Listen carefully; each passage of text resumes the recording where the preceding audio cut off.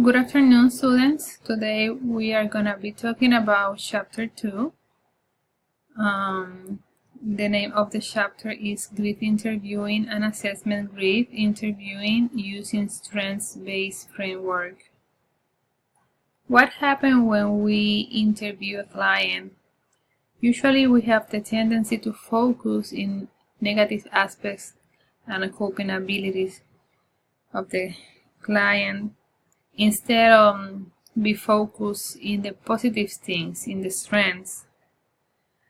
And to be focused is important, but in addition to inquiring about the problems the client is experiencing in his or her life, we should obtain information about the client's assets or strengths that could be utilized in the recovery.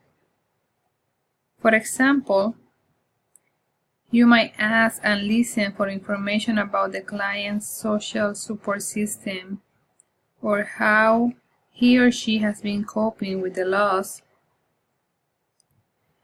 because not everything is negative about our clients. They live their own life and they have a lot of positive things and they can share with us. It's also important to listen to the client's strengths and abilities in the process. Simply state, the strengths-based framework grounds the counselor in the values and belief that all persons have talents, goals, and confidence, and that all environments contain resources, people, and opportunities. This means we are gonna find strengths everywhere. It could be the worst situation ever, and something positive is gonna be there for us to find. Strengths-based interview is like no assumption of the client has a disorder that needs to be fixed. So when we are interviewing using this framework, we are not trying to fix the client. The client is not broken. We are gonna find the strengths and we wanna work from that. So the goal of this framework is to make the most of her own unique positive attributes and environmental supports in order to successfully navigate the personal journey through the bereavement process. So how I can find all these positive things about the client to help the client live this process in the best way that he or she can.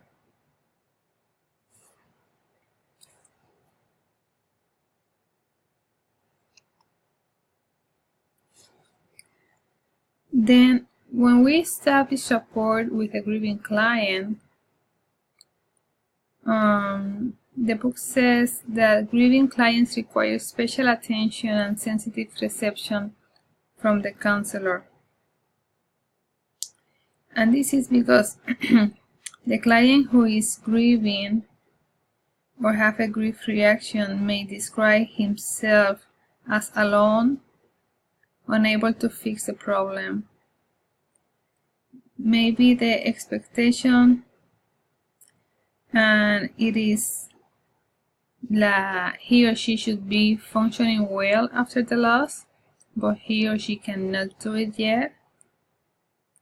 And typical sentiments expressed by grieving individuals may include like they feel lost or they feel tired all the time. They feel like nobody understands what's going on or what they are going on through. They feel like hopeless.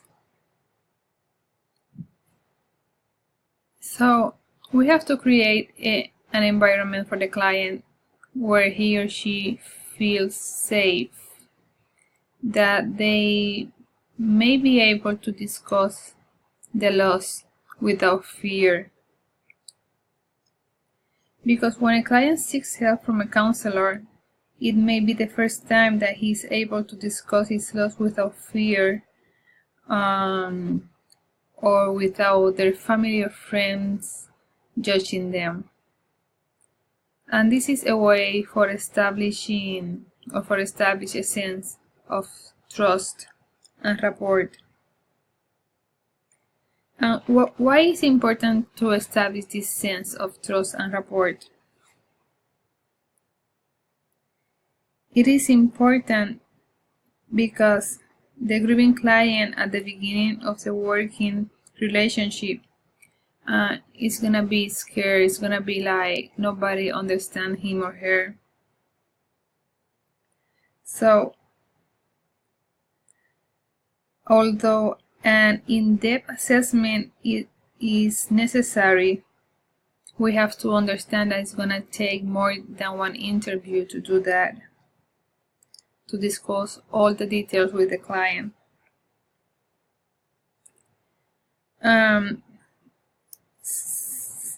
With that said, during the initial interview, we need to respect what the client wants to discuss and use the client's agenda to guide the session, not our agendas. You know what the client wants to do, and what the clients need to talk about. This means that the goal of the first session is to create a sense of safety for the client and empower him or her with a sense of hope that process of grief is gonna be okay.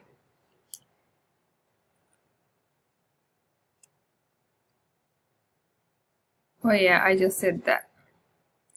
The goal of the first session is to create a sense of safety for the client to empower. And for this, we need to have some skills. And this is a list that we can find in page 23. We have to listen, but it's not just listen. We have to actively listen. We have to be attentive. We have to be empathic, tone of voice. We can not sound like we are angry or we have our own problems. We have to sound like we really understand what is going on. We need a receptive body language. So we have to be aware of how we sit or how we are acting with our body, where to put our hands, how to cross or not cross our legs, things like that. We also need to use honest, matter-of-fact terms related to the grief and loss. We need to be non-judgmental stance, and we have to be authentic.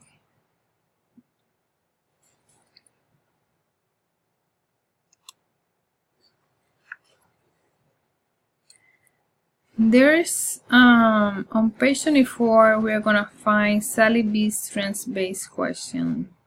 Dennis Sally B is the person who invented the strengths perspective in the 1990s. I think it was 1996.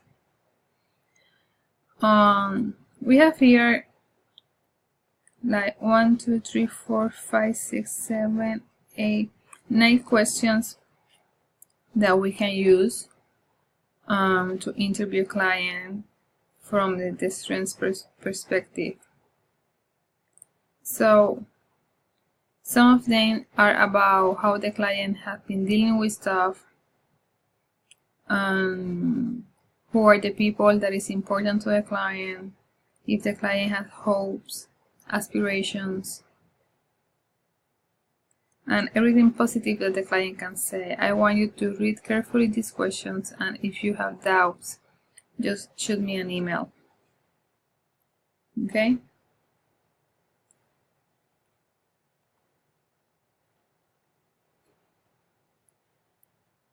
When facilitating the client's story. Let's see. After we establish rapport with the client, we need to encourage the client to tell the story. The story about the grief experience and the circumstances surrounding the loss. That's the only way we can know exactly what happened and how the client is feeling about it. And this has a dual purpose. First, the client will provide assessment information that we need to do our job, but it's also going to be therapeutic for the client.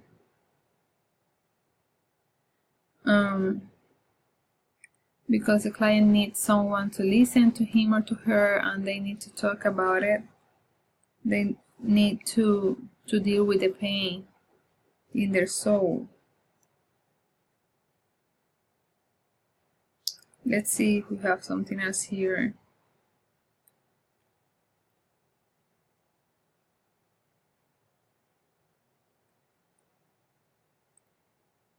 Yeah, it said the book that they're also gonna develop the therapeutic relationship and a guide for problem solving and goal setting. So when the client is talking to us, we can do that. Okay? Grief and assessment process. There are going to be factors that influence the assessment process. For example, if we meet with the client shortly after the death of a loved one, that's going to be a factor, because it's going to be likely we will focus on the presenting problem and on identifying available resources.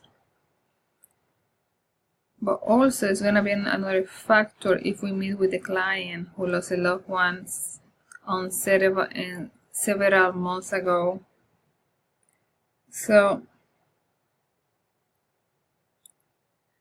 in both cases, the client may feel she or he is in a crisis situation. These feelings may result in a client divulging extensive amounts of information during the initial assessment.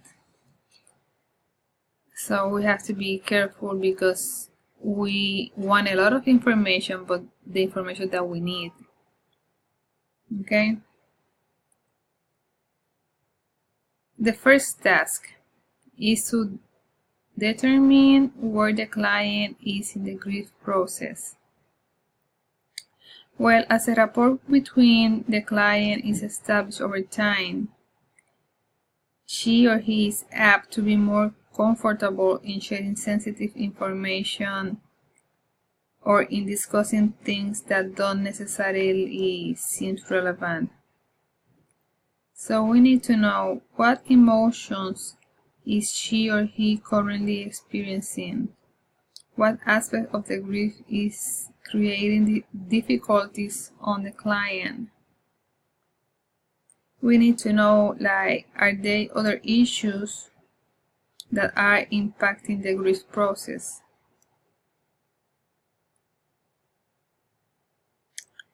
Let's see.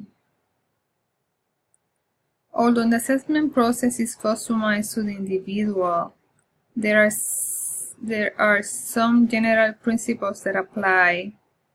Whenever possible, multiple sources of information are preferred over relying solely in the client's perspective. Additional sources of assessment data include the data from other professionals. So if the client has been seeing other professionals before, we need that information too. And consequently, both the history of the client and her current life context are essential in understanding the needs related to the grief process. This is gonna be it for this presentation. We're gonna continue in a second PowerPoint.